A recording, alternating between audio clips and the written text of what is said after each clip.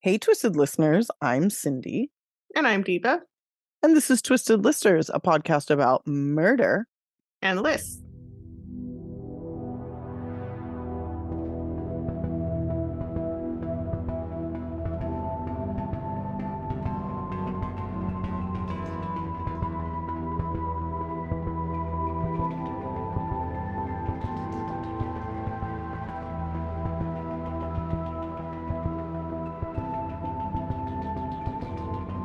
And we have a new podcast manager, which I forgot to talk to you about because we were talking about really grim shit.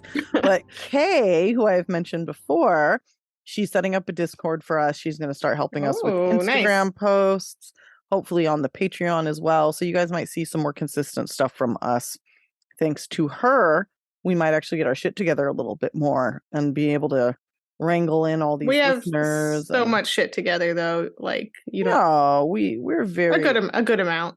Our shit is solid. That's a terrible way to put things, but it'll be good to have another pair of hands that can kind of do things when you and I get like inundated with work. Just kind of being able to still consistently post and do things. So it's pretty exciting to have her for sure. Helping us, which I'm super fucking excited about. So look out for more posts and engagement and a Discord channel and all that stuff. So nice. Yeah. Anyway, this is part 2 of Houses of Horror. I'm just gonna tell you off the bat, like my guy, he's not so much like our first 2 cases where like there was one location and it was horrific. He is more like the kind of man wherever he hangs his hat is his home, and it is always a home of horror. So wherever he go, the horrors follow. Yeah. Home is in the heart, and so is horror, apparently. So I just want to put that out there. I know I'm not going first. Is there anything we want to talk about? Like, I have a new Patreon that I'm going to record, future tense. It's done. It's written. It's researched on the alphabet murders. So I would love to do that so look out for that Patreons. I'm very excited for that. Honestly, I think that would be. I was like, I didn't think I was into it. Like, it was something I had never really researched. And then when I started, I was like, oh, I can't stop. It's mysterious. It's spooky. Yeah, so it's really weird. Who is that connected to? Is it connected to the Hillside Stranglers? Yeah. And also Joseph Naso. So there's a couple little serial killer connections too to fold in. Potential. So nice. Yeah, that's interesting. All right, we're going to have that up very, very soon. Let's find a time to do it. Yes. Yeah, I have time this weekend if you do. So let's do it. Okay, sweet. All right. I guess that's really all we have to say. Is that it? No, let's get to some horrible houses. Let's do it. You go first, right? Yeah. Oh, yeah. I have another horrific thing to talk about. This is Wilfried. We're going to Germany.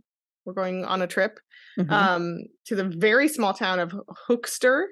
And we're going to talk about Wilfried and Angelika Wagener, who are called the Fred and Rosemary West of Germany. Oh, good God. All right. In several different articles. Yeah. Okay. So I was like, that's a good moniker. And this house in the German press is called Horror House Höxter, which I thought was a nice alliteration. That is. I like a little Triple H for you. Horror House Höxter. Okay. Like that you're just coming in hot on this. I want to say Höxter. Yeah. Höxter? Yeah. I think that makes sense. Okay. That sounds right. So Wilfried and Angelika here are 48 and 49 respectively. They are a married couple who I wrote this time, but I never said any date. So by 2014, I guess, let's say, had been married 17 years. They lived outside of the very small town of Höxter in northern Germany, which is sort of south of Hanover. Okay. Germany's a big ass country. I couldn't really locate it that well. It's really in the middle of nowhere. Okay. So Angelika had been bullied. She had a hard life. And it sounds like the relationship dynamic is one where Wilfried is sort of like the predatory, abusive guy preying on someone he can tell is very insecure and beaten down and that he can manipulate. Okay. That's the vibe. Okay. So Angelika actually met Wilfried through one of his personal ads in the newspaper, which are going to come up again. And at the time they got together, he was very deeply in debt. And Angelika, who actually had long worked as a gardener, had a ton of savings. So he kind of has an ulterior motive as well. Okay. financially. Within 8 weeks of meeting and starting to date, they got married really fast. Okay. I don't love that. And she was embroiled in what sounds like a very abusive relationship, but she's also Wilfried being abusive, but spoiler alert, Angelika's got some probs as well. Yeah, she's not like totally innocent. Yeah. So at some point, the two of them, we'll talk about the motives question mark for this later, but at some point they begin putting out personal ads in the local newspaper in which Wilfried would pose kind of as a normal farmer. He would say, I'm kind, I'm gentle, I'm just looking for a wife. Hell, hi, I'm a farmer, you know, trying to be cute.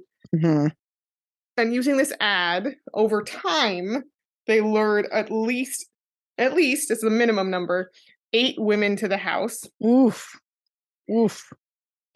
Later on, they would say that their motive for doing this was to some extent, and again, put a big grain of salt on this, finding a sex slave to imprison for Wilfried.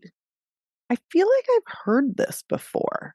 Or maybe this is just a thing that fucked up couples do. It is weirdly like happened before with couples. This has happened. Yeah, this is not like a one-off. Yeah.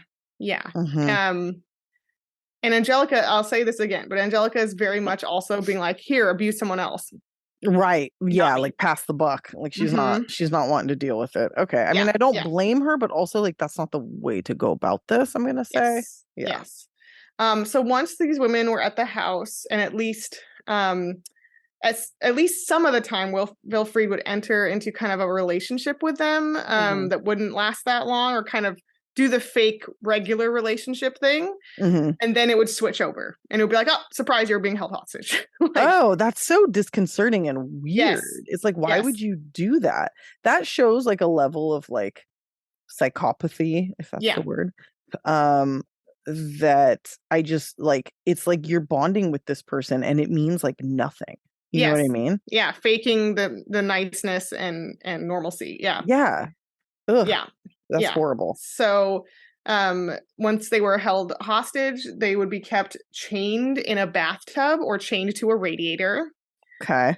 And these women were kept for very long periods of time, and they were subject to really extreme tortures. These included, here's a list of tortures, so be warned. Being pepper sprayed, shocking them with electricity, tearing out chunks of their hair. Oh God, dude, no. Scalding them with hot water. Jesus Christ. Viciously beating them, strangling them. And reportedly during all of these attacks and tortures, Angelika was just as, if not more, involved than Wilfried. Good God. That's fucked. Later, when investigators enter their house, they will find hundreds of papers where I read the word hundreds, so I guess this means maybe more than 8 women crossed their paths. But apparently hundreds of papers where the couple had made women write statements that all of their injuries were self-inflicted, like a stupid little testimonial. Like that was going to make a fucking difference. I love that. Yeah, so I guess that was involved in their torture as well. Stupid. Yeah, I shocked myself and tore out my hair, right? I did this to myself. Like, yeah, okay, that sounds right. Like, come on. And I wanted to pick this one as well because the house itself fits the bill to me for House of Horrors, because it was a freezing cold, damp, moldy hoarder house that was described later on by police as covered in mold and a quote indoor garbage dump. Ew. So that's like the setting you're in while you're being tortured, right? So I think that kind of adds something. Jesus, dude. The neighbors would also later report that the house's windows were always covered up, by like sheets and wood and different stuff. So like, can't see all the torture happening. Right. Very House of Horrors. Yes. So 2014, this is kind of all reported like later in backwards, so I'm going to put it in order. So in 2014, one of their torture victims, a 33-year-old woman who we know as Angelika W, because Germany protects privacy and shit. Yeah. She met her end at the couple's hands in a really fucked up way, apparently. So this is what we learn later. So she seemingly moved in and started a pretty like decently long relationship with Wilfried to start. He even divorced Angelika, this is in 2014, to marry Annika. Wait, what? Yeah, they get married, him and Annika, and Angelika's just in the house like boop, boop, boop, boop, okay. Jesus. Yeah. And at some point, what started out as a relationship, and I'm sure it was like a dysfunctional, abusive relationship, right? Yeah. Just turned into her imprisonment. I don't have the exact like narrative of how that went, or if it was just as simple as like a handcuff just snapped on her one day, right? Mm-hmm. But she was chained for several weeks, lying face down in a bathtub.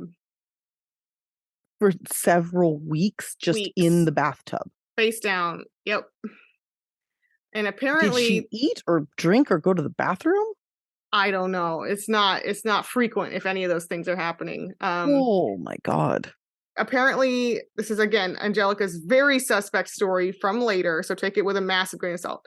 But Angelika says that she let her out in the yard once to use the bathroom, and she fell and hit her head. Mm-hmm. And that's how Annika died, supposedly. At her end, right? Yeah, it couldn't have been torture or anything. Yeah, right. Just an accident. Whoops. Right. Right. So after Annika died, of whatever means happened, Angelika dismembered her body. So a little carryover from last week here. Right. Love it. Then burnt various, smashed her bones and teeth with a hammer. So smashed some of them. She was mad. Mm-hmm. Oh, yeah. Then put her various body parts in the freezer, and then later burned them in a fireplace. So they're pretty thoroughly destroyed. And yeah, it's good to point out that she was probably pretty mad. Yeah, she was pissed. Jealous. Yeah. Yeah, jealous. Exactly. So in 2016, the couple gets caught in a pretty wild, dramatic way. They were actually driving with one of their torture victims, who is named only as Suzanne F. in the press. And they claim they were actually driving her back home. Oh, of course they were. This is the one. They were going to let this one go. Yeah. And their car broke down on the side of the road. Nice. With this girl. So they literally had to call for roadside assistance. And when the assisters come, they were like, what the fuck? And they are immediately shook by the state of this female companion, quote unquote, or whoever she is. Because here's why. And you'll see why they said what the fuck when they saw her. So they noticed that on this woman's back, around her tailbone, all the flesh was rotting off. Oh my God. Oh my God. Oh my God. Yeah. Oh, I'm sorry. That's rotting. taking me a minute. That's taking me some time to process. That poor fucking woman, dude. That poor woman. Holy shit. This was later found to be the result of her essentially sitting in the same position for at least weeks at a time. Oh my God. Being stuck in the same. She probably couldn't even feel it anymore. She was probably completely fucking numb. You know, I hope in a way, yeah. She also had severe bruising all over her body, and she had clearly been bound because she had rope burns. Oof. She also had, this will get everyone, sorry to my husband who's listening because he hates this. She also had several toenails had been pulled out. Like, don't. Oh my fucking God. Yep. Oh God. Yeah. So the first responders say, hey, you should call this lady an ambulance. So the couple actually calls her an ambulance and is like, oh, sure. So this woman is taken to a hospital where unfortunately she later dies from her injuries, which, yeah. But once she's admitted to the hospital, the investigation properly begins because everyone's like, what the fuck happened to Suzanne, right? That's really sad that she died. That's really fucked. It's slow and a horrible death, essentially. Damn it. By torture. So in 2016, the couple goes to trial, at first just for like Suzanne, right? But right away, Angelika confesses to everything I just said. The whole story. Oh, really? Just like straight up. Wow. Yes. Okay. But with a caveat, I'll mention in a minute. So the trial still seems to go on for about 2 years. So I'm not sure if it's not just like, life sentence. They actually have to determine what they're going to sentence her to, even though she confessed. Yeah. And Wilfried is still around. So wow. At some point, at least several other surviving victims, including one is identified as Crystal P, who I guess they did actually drop back off at her house. So that happened after some of these women were abused. And amazingly, they just were too embarrassed to say anything. Wait, what? So that did happen. Yeah, because there were at least a couple surviving victims who came forward after after they were arrested. So some of these victims anonymously gave authorities their accounts of being tortured by the couple. One woman said she was handcuffed in only her underwear in a pigsty filled with manure. Oh, for extended periods of time, and was not allowed to use the bathroom, didn't get any, services, as it were. I wish you could hear my face. Yeah. Oh, Jesus fuck, dude. This it's gross. It's like if last week wasn't so bad, because I was like, this is really fucked up. I was just thinking of it, and then I thought about last week, and I'm like, no, last week was still worse. Last week was still worse. Which, if you guys haven't listened to the first half, like, holy fuck. Check it out. Yeah. So as part of her confession, Angelika says kind of like, here's everything that happened, but she also includes a lot of details about how much abuse she was subjected to. Of course. From Wilfried. And I will say, I believe her for several reasons. Like she's not bullshitting. In this case, having at first I was like, yeah, right, Angelika. But the more I read about Wilfried, the more I'm like, oh yeah. And again, it's not exactly like honorable to just pivot your abuse onto whoever else, but she was in fact being abused. Wow. For sure. Yeah. So according to Angelika, and like I said, we have reason to believe her, Wilfried frequently choked her, scalded her with hot water, viciously bit her breasts. Oh, Jesus. And suffocated her frequently with a blanket over her head, like almost to the point where she died. Oh my God. And she said that she essentially, as I already kind of said this, but she said, I basically partook in the torture of this other women because it was like them or me. Right. And it was the only time that she got a break from being tortured was when she passed it on. Yeah. But it's really fascinating to think that she's being abused by this guy and then turning around and doing the same shit to an innocent woman. Right. It's crazy. Yeah. But she kind of paints a picture, though, that perhaps does make her seem too subservient to his demands, when at some point Angelika's must have been enjoying this on some level. Yeah. Yeah. There's no way she's doing that just without wanting to do it. Right. Yeah. Wilfried, who's obviously a total bitch, shifts the blame entirely onto Angelika and says she was the principal torturer. He claims he didn't know right from wrong during the crimes. And there's a lot of different reports about his mental capabilities. Either way, the prosecutor said that although he did have like lower than average intelligence, he did know right from wrong. So that part's kind of bullshit. He also said, the prosecutor say that although Angelika talked about the crime, she was super cold about it and she doesn't really feel compassion. So he's kind of alluding to like, are they psychopaths, and not like. I mean, it's really weird how people hear like, this is what these two people did together. And they're like, are they psycho? Are they both crazy? It's like, yes. Like, I really don't think that you need a professional to tell you that. It doesn't really matter who is taking the lead here. Like, this is a lot of ongoing torture for a long fucking time. Yeah, and it's hard given how much like planning and forethought and calculation and the ads and it's kind of hard for me to buy that Wilfried had no idea what was even going on. Like that's sort of like, oh, really? Yeah, I don't buy that. But that's what he claims. He claims he was like totally mentally like out of it, right? So Wilfried also horrifically abused other women before he was with Angelika, and like that's really why I believe her, because he even did the same shit, like the same exact types of torture to several other women. Right. But that right there is proof that like she chose to do what she did. because those other women didn't do this with him. Exactly. They just bailed. Yeah, they didn't have the capacity to do this. There's a different thing going on for sure. Yes, it's very fucking different. Yeah, and so Wilfried has a whole long thing. I don't have time to go through it, but he has a whole bunch of criminal charges against these other women, including for his first wife, who he imprisoned. He turned her into one of these early victims, essentially, of like torturing and so you got a taste, like this is what he likes to do. Ugh. Yeah, so he was violent with pretty much any female person who he encountered like this. And again, Angelika stayed and participated, whereas the other ones left. Although I don't want to blame abused women for not leaving, but I also will blame them for torturing other people. And if you're like pulverizing somebody's body because you're mad, it's like that's some like there's issues. What's her name? The David Burney. David Catherine Burney. Like she was like that. There's a lot of them where like they're like, well, I similar dynamic.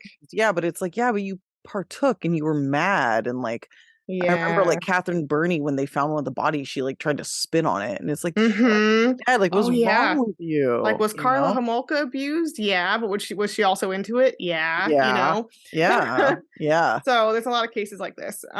It's two different things. It's really complicated. So in 2018, again, this kind of dragged on. The couple was finally sentenced, and get ready to feel feelings. Because although the prosecution had requested life sentences for the couple, they were actually only, the couple was only convicted of murder through negligence, which in Germany is called murder by omission. And believe it or not, this just means that they killed someone by not getting them medical attention. It is no different than what a frat boy would get like as manslaughter for not calling 911 when someone's dying.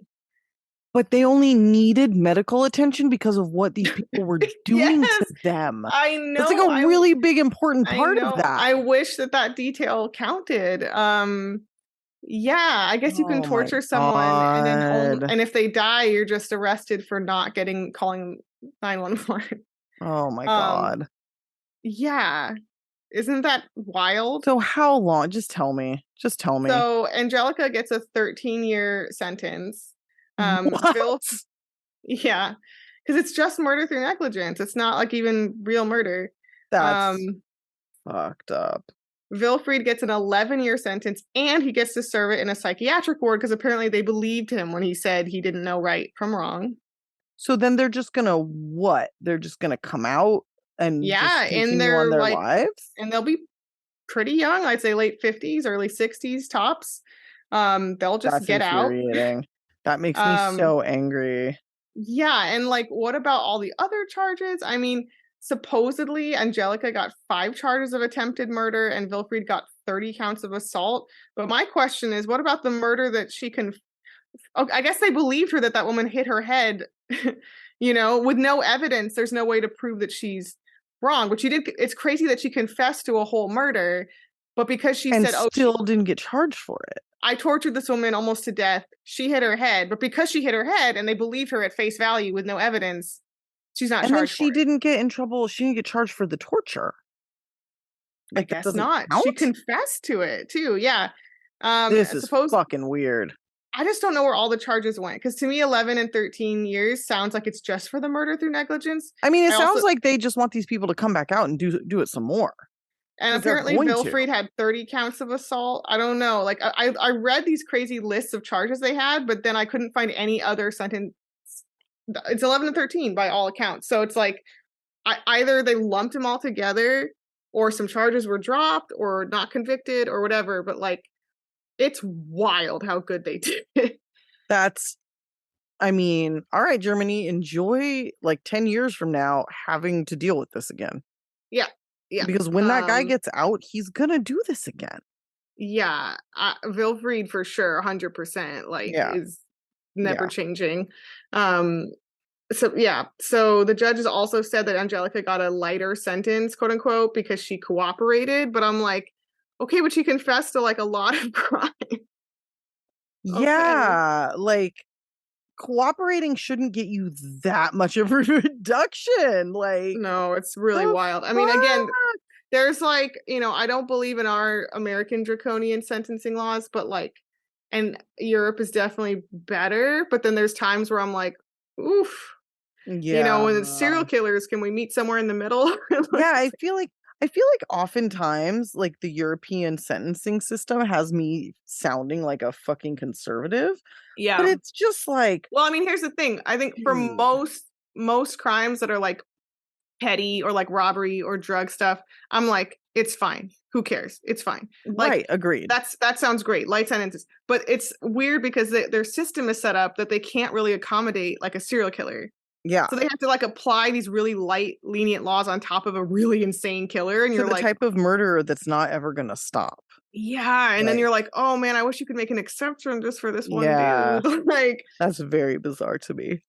Like the serial shooter from, oh my God, what's the horrible Norwegian mass shooting? I knew you were going to say that, the island one. That guy has to like get out. Yeah, that's so fucking He's gonna like have to get out because their laws are so like chill that they're trying to like write new laws to somehow keep him in. And he's had like he's been in like a 5-star hotel with like an Xbox. Jesus. I mean, Utoya. Yes, Utoya. God damn it. Anders Breivik. Anyway. Well, that's fucked. One more quick little thing here. I guess I looked hoping there were other charges, other sentences, but there's not. Nope. All the news on this case pretty much stops around 2018. After the case broke, there were reports about a special commission investigating additional cases where women were tortured and like maybe released, but they just didn't come forward. And police said at that time there could be as many as 30. So he's still just going to do 11 years. My question is, could you still like look into that? And maybe if some other women come forward, could they get like more charges for what are they going to do? Give him like another couple of months? I mean, come on. Yeah. Ridiculous. He got like a little over a year per murder. Yeah. Finally, in April 2022, the horror house von Hochster was demolished. And it had apparently become something of a morbid tourist site in the area, but it is now gone. So good. Fuck it. I don't like that shit. Wow. That's it. Okay. I thought mine was gonna be really bad, but it's not comparatively. I mean it is. It's fucking terrible, but it's a little different. So I'm gonna do Peter Tobin, and I'm just gonna start out by saying that for a very long time and until very recently, like within the last year, it was thought that he might be the unsolved serial killer Bible John. And now just the name Bible John like freaks me the fuck out. It's creepy as fuck. It is spooky. And Bible John was like a Scottish guy that was murdering people, I believe just like in the UK. And he would meet them at like dance halls, which were quite a thing. And he would murder women, and often almost exclusively the women that they know that he murdered were like menstruating at the time. It was like this weird thing, and he would like spout religious bullshit. But anyway, for a very long time, a lot of people thought that Peter Tobin was Bible John, and I honestly thought that there was a good chance that it was him. It is not. It has now been definitively proven that he was in like other areas, other countries, in fact, when some of these murders took place. So there's no way that he's Bible John, which is honestly a little disappointing. But anyway, it's going to get that out of the way. Okay, so this motherfucker was born in August 1946 in Scotland. He was the youngest of 8 children and also by far the most problematic. As far as I can tell, I'd say so because we're here now. Well, right. But right off the bat, this was the case. Like, from what I can tell, he had a decent family life. His siblings all seemed fairly normal. But from the time he was very, very young, he was like, he came out wrong, basically, is what I'm saying. Like, when he was 7 years old, he was sent to like a reform school. At 7. From there, he went into like basically like a juvie kind of situation in his teens. And he just continued to be an issue for his family and the police. Tons of run-ins over the years, some resulting in his taking on aliases to avoid capture, which I'll talk about more. By the time he was like in his 20s, he was imprisoned for forgery and burglary. So just like a real fucking winner. So anyway, at 22, he met and married a 17-year-old girl named Margaret Mountney.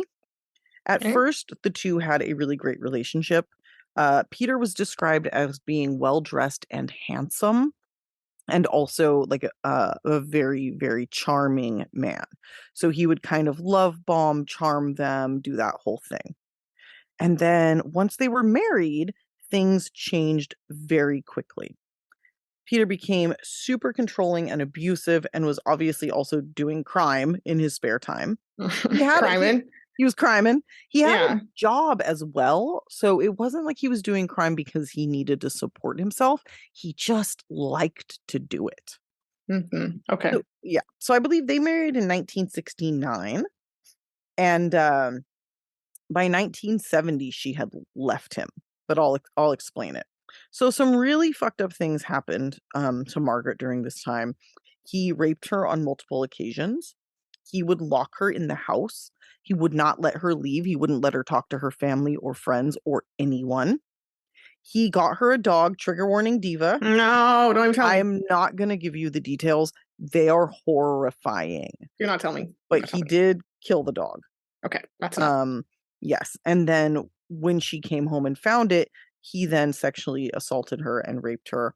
And at one point, he, in a rage, I guess, raped her. And then, this is so fucking gnarly. He sexually assaulted her with a knife and actually inserted it into her body. God, how did she end up in the fucking ER? Like, how did for 3 weeks, and she could never have children. Oh my God. He actually did this and then left her for dead. Because that could just kill you. Yeah. Well, it almost did. He did this to her and then he left the house. The only reason she survived is because her blood dripped through the ceiling into her neighbor's house, and he came up. Oh my God. And rescued her. That gave me like full body chills. Also, it's a lot like Seven. You know that part in Seven. Mm-hmm. That exact thing happens. Disgusting. Yeah. Totally fucked. Horror movie. This really happened. Right. And she didn't tell the cops who did it. And after she was released, she went back to him. And a lot of people are like, oh, why would you do that? And it's like, listen, this shit is not simple. This is not an easy, simple thing. She went back to your brain is so broken and brainwashed at that point. Yeah. I mean, and she was so young. She was 17, when they got married. She's barely, 18 at this point? So anyway, Peter was finally in 1970 jailed for that forgery and burglary. And during this time, Margaret left him and filed for divorce and was granted the divorce. So his next wife, Sylvia, I believe they were married in 1976. She had a very similar experience with him. And very sadly, they had 2 kids together. First was a son. I believe his name is Ian. And the second one was a little girl who died 2 days after being born due to severe health problems and breathing issues. So Peter was the breadwinner here. He was a trench digger, which is ironic. You'll see why later. And, I think she was tied to him because of the manipulation and the abuse, but also because they had a child together. Yeah. Finally, after years of horrific abuse, she literally ran away like in the middle of the night with their child. That's what you got to do sometimes, I guess. Yep. Yeah. So they divorced in 1976 when Peter was 30. Okay, so they must have met in 1973. And they divorced in 1976 when he was 30. And 10 years later, he met his next wife. Now, not a lot is known about what he did in these 10 years, but the more I get into this story, I think we'll be able to kind of guess. Okay. So in 1986, at the age of 40, Peter is frequenting dance halls in Scotland where he meets 16-year-old Kathy Wilson. Okay. And this scumbag motherfucker starts a relationship with her. Relationship in like big quotes there, but yeah. Well, here's the really annoying thing. 16 is the age of consent in the UK. I hate that. Legally, he's not doing anything wrong. I hate that. Yeah, it's so fucked. So they have a son together named Daniel. They marry in 1989 and they move to Robertson Avenue in Bathgate, West Lothian, which is our first house of horror, but not our last. And we don't actually find out the specifics about this until later.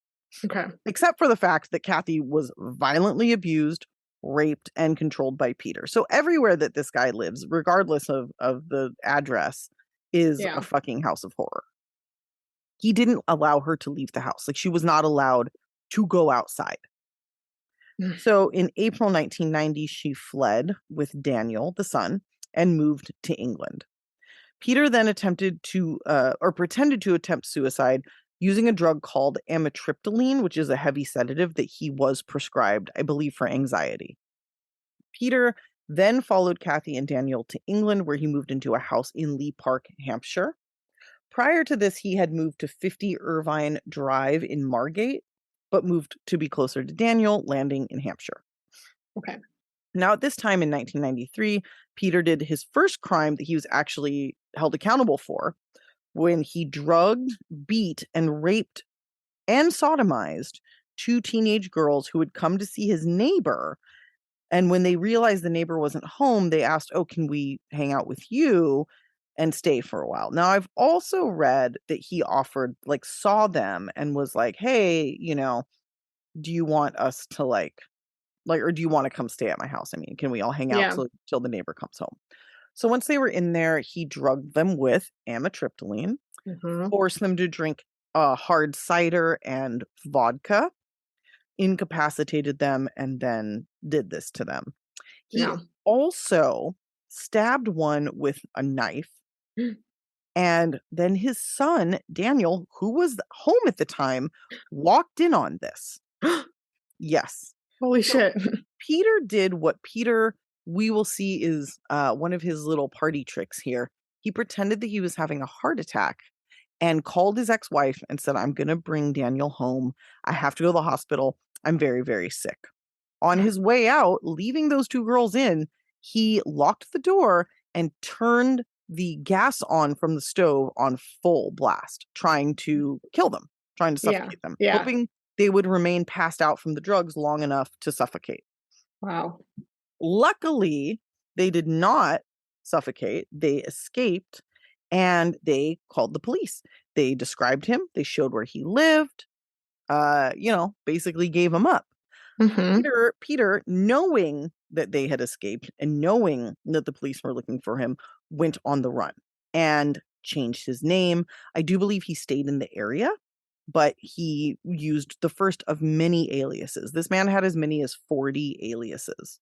Wow. And what he did is he joined this weird church group that's almost like a fucking cult in a way. Okay. And he hid out with them under a false name.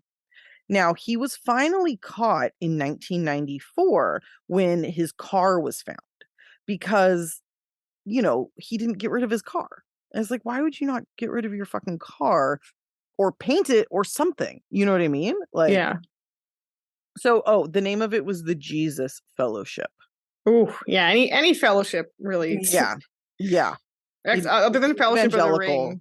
Yeah. Don't get involved in anything called a fellowship. Yeah, they call it the Jesus Army is the other name for it. Oh, that's even worse. Yeah. So he had an Austin Metro car apparently, and it was blue, and it was people knew about it. So he attacked these girls in August 1993.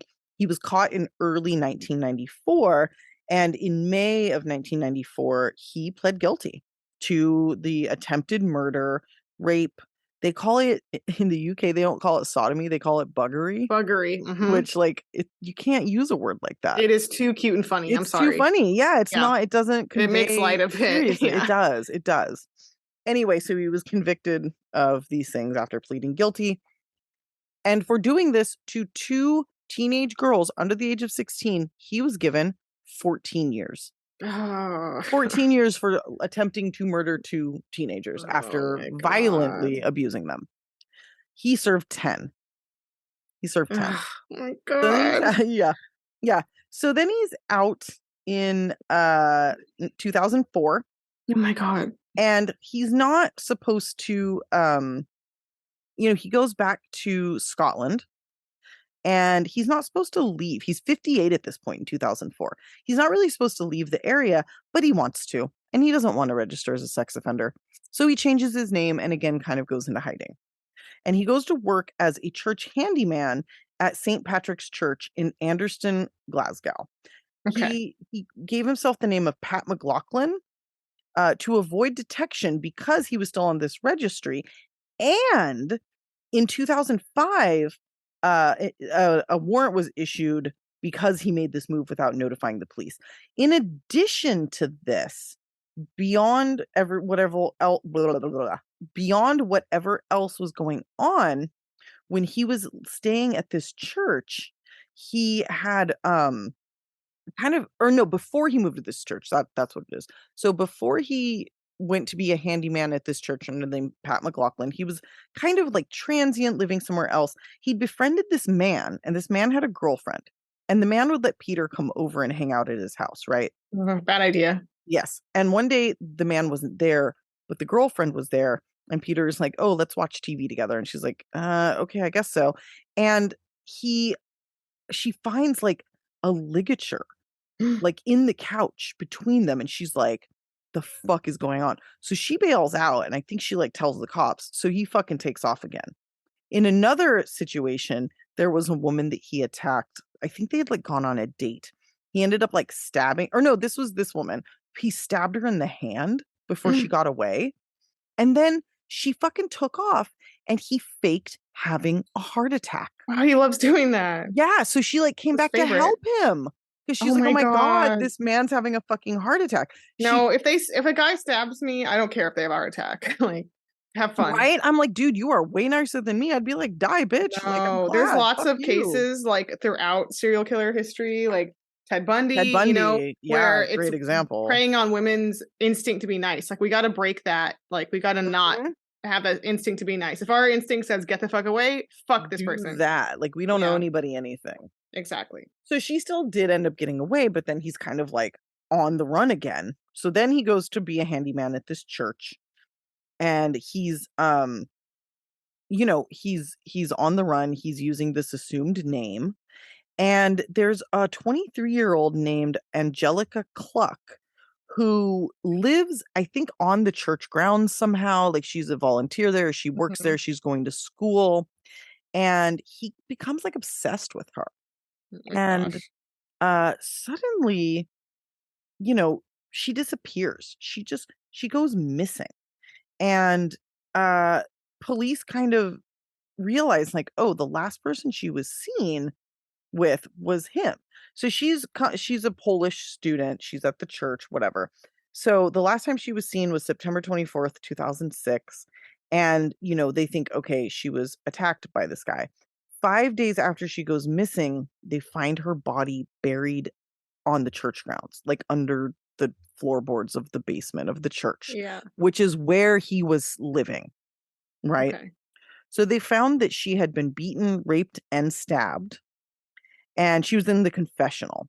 So now they're like, what the fuck? They think it's this guy, Pat McLaughlin, and now they have forensic evidence.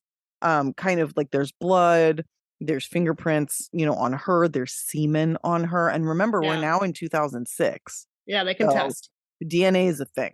So they go looking for this guy, Pat McLaughlin. They put like his picture on the news, and people start calling, and they're like, that's Peter Tobin. Oh my God. Like, this guy he was in prison, and now he's out, and, and so the cops are like, oh my God, they put it together. They test the DNA. It matches Peter Tobin.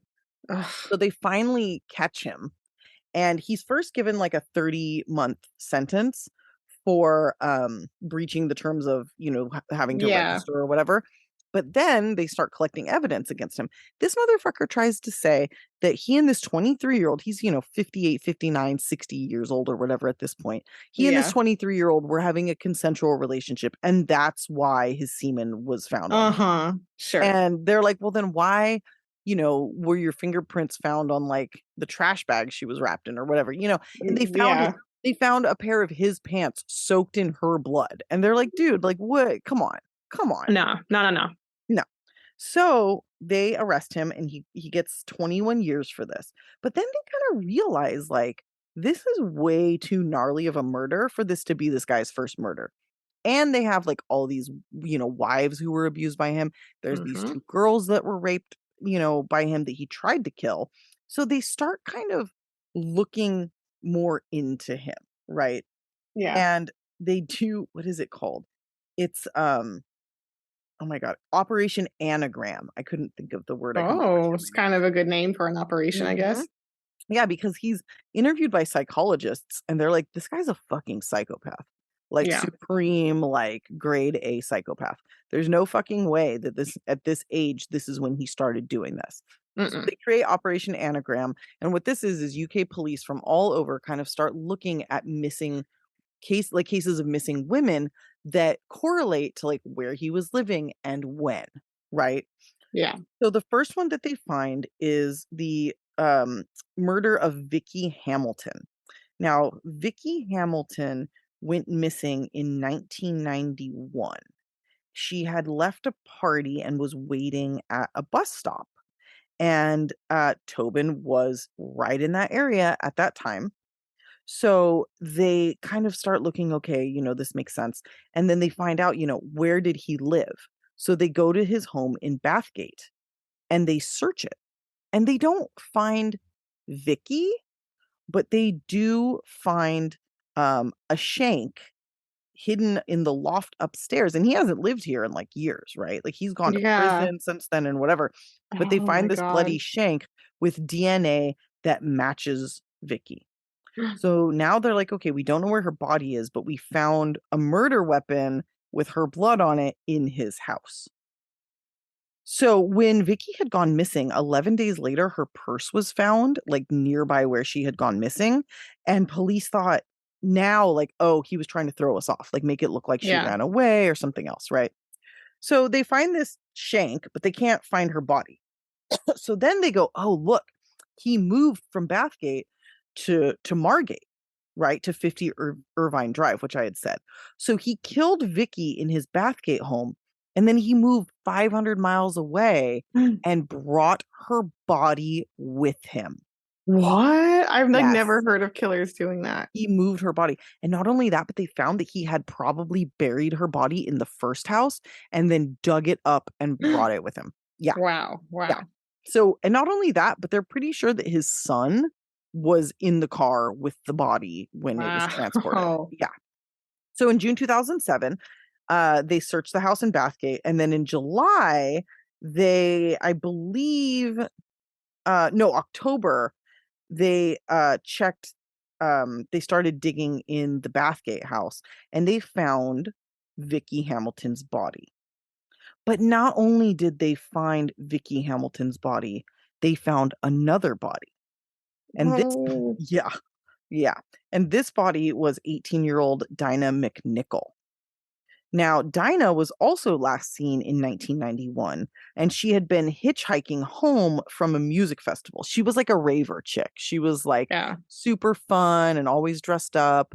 And I've read conflicting reports like she was hitchhiking with her boyfriend, but most reports that I see say that it was either a friend or a friend that she had like met that night. And they were planning on staying in touch, but they didn't have any sort of like history together. Gotcha. So the two of them are hitchhiking together. Peter Tobin picks them up. The guy gets out first at his stop, and then Dinah is never seen again. Oh my God. And it worked out really well for Peter Tobin because this new friend probably just thought she decided she never want to talk to him again. So he wouldn't have well, I'm not going to follow up. Right. So in this yard, they find this second body. Now, prior to when they dug, when they were thinking like, okay, we should maybe do this, they talked to his neighbor. And they're like, hey, did Peter do a lot of gardening? And remember, he hasn't lived there in like 15 years. But the neighbor's like, no, he didn't. But at one point, he was digging a huge hole in his yard. And I asked him what it was for. And he said it was for a sand pit for his son. So like a sandbox. He was going to make him a sandbox. And then the neighbor was like, yeah. And then 2 days later, it was like completely like filled in. And I asked him what happened. And he said, oh, like the council wouldn't let him do it. Like basically like the HOA. Yeah. Like, no, you can't have the sand pit there. And the neighbor apparently didn't really think much of it, but he thought enough of it to remember that for 15 years. So when the cops asked, he was like, yeah, that was a weird thing that happened. Yeah. Yeah. So anyway, there are a ton of other potential links, tons. These are the only ones that he for sure did. Dinah McNichol, Vicky Hamilton, Angelika Cluck, and then the two young girls, and then the abuse of his wives. But there's like 10 more. And when he was, dude, this guy is such a fucking piece of shit. When he was in custody, he was like, I've killed 48 women. Good luck figuring out who they are. And then when they ask him, like, how do you feel about the families like suffering or like the victims? And he literally says, I could give a fuck about them, or I couldn't give a fuck about them. Like he's basically like, fuck these people, I don't fucking care. It's total psychopath. So the other thing is, when he was sentenced for these murders, he was too sick. He was having a heart trouble, so he couldn't go to court. So this is this guy's little way of like getting out of facing the consequences, is like faking a heart attack, faking that he's ill. The really lovely thing is that he did actually have quite a few heart attacks and like strokes and things. That is ironic. There they are. The real ones come back to get you. Yeah. No one's going to believe you now, Peter, because you faked so many. Nope, exactly. And I do believe that he died from heart complications. He did die in when was it? October, I think, of last year. Yeah, October of last year. He just fucking died. Rest not in peace. Yeah. Guy. Burn in hell, you piece of shit. But yeah, he was 76 when he died. He did not give up any other victims. And you know there's so many more, for sure. There are, because at 10 years where there's just nothing. Yeah. And like the things that he did to his first wife, the animal abuse, the leaving her for dead. It's like, hi, I'm a serial killer at that point. And he absolutely was. Yeah, he absolutely was. Well, there was something else I wanted to say about him. I don't remember. Oh, I read that he got a whole life sentence, but I also read that he got 21 years and then 30. And the judge was like, if I could make these consecutive, I would. But apparently he served them concurrently. However, he was like 60 something by the time he landed in prison. So he really only did like 10 years before dying. You know, but I'm just very glad that he died in prison, you know, and I obviously 21 and 30 years when you're in your 60s is plenty. So I guess maybe that's why they call it whole life, because, you know, for all intents and purposes, it was. Anyway, if you guys are interested in kind of reading more connections about him, a really interesting and fucking terrifying case, it actually like gives me the chills and like I can't read about it like at night, is the Bible John case. Even though I don't think it was him, it was just really interesting.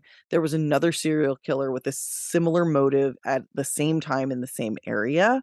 You could see why they would think that, though, with the dance hall connection. Yeah. The thing is, though, dance halls at that time were like super, super popular. So it's like, you know, it's like the MO of killer, several different people. Yeah, exactly. So it's not like super unique.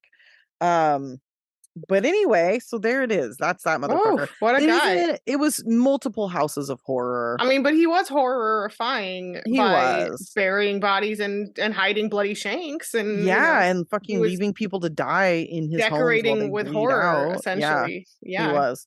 So yeah, true fucking psychopath. Whew, there it is. Okay. All right. Do I pick for next week? Next week, you did. I can't stop yawning. Okay, I actually just sent you a list of what I'd like to do, because it made me, our conversation and the sentencing of that German couple gave me an idea. So we already made that's okay.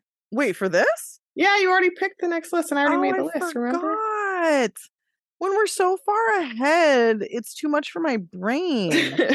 I was like, Cindy, I'm far ahead of the game. But I also like your other idea, though, too. I like my other idea, too. What was my other one? Hold on, let's look. You guys get to hear all the crazy behind the scenes. I meant I liked your recent idea and your old idea. Oh, that is a good one. Which one should we do? The old one or the new one? Up to you. I know you already researched the old one. I mean, I'm excited about a few cases on the old one, but okay, these are both good. Both of my ideas are really good, though, right? Like I feel like they're fucking like. Listen, guys. I'm gonna be real with you. Sometimes when I pick a topic, I'm like, that's kind of a stinker. Like I kind of didn't put a lot of thought into it. But the one I just came up with and the one that I picked previously are both like winners. Yeah, it's fine. I mean, the one we did. Okay. But now you have one in the reserves too. I do, and you guys are going to be sitting there going, "Tell us what the fuck it is." I'm not gonna. You'll have to wait and see. But it will be the next list that I choose. Yeah. So my next list is murders that went viral, because we're living in the age of technology, and you know, let's try to keep up with the kids. So that will be our next murder videos, murder photos, or maybe the murderer went viral and their funny antics. Yeah. That's another option. We're not going to do the one that you're telling me not to do, because, so guys, I'm just going to call it out. We were talking about doing Luca Magnotta, but we can't do it because you have to talk about the cats. No. Yeah, no. So we can't do it. I wrote a little note being like, you can do it, but don't talk about the cats. Yeah, but the problem is the cats are like how he gets caught. No. So you can't talk about it. You can't talk about it. Can't talk about it. Yeah, you can say like a thing happened with cats. You could say that, but like there was a video of it. Don't say anything about it to me. I don't know. I might just pick a different case. I don't know. I think you should do it and just never mention the cats. I mean, I don't even like reading about it, but maybe that is an interesting case. And I will tell you guys, the video came out of that murder like 11 years ago, and I watched it like the day it came out. I mean, that's one of the classics of crimes that went viral. Dude, it like changed me. It was so fucking horrible. Yeah. It really fucks with you. I did not actually watch that. Yeah, you get like kind of like I saw like stills from it, but I didn't watch it. It's horrifying. Like truly. Anyway, okay. There it is, guys. That's what we're doing next week. Thanks for listening. And again, everybody, welcome Kay to the team. We're going to get things rolling with her very shortly. It's going to be exciting. I hope that's okay, Diva. I forgot to tell you. Yeah, fine with me. I figured it would be, or we would have talked about it ahead of time. Yeah. But anyway, thanks for listening, guys. Look out for lots more consistent content. And until the next one, stay off our. Bye.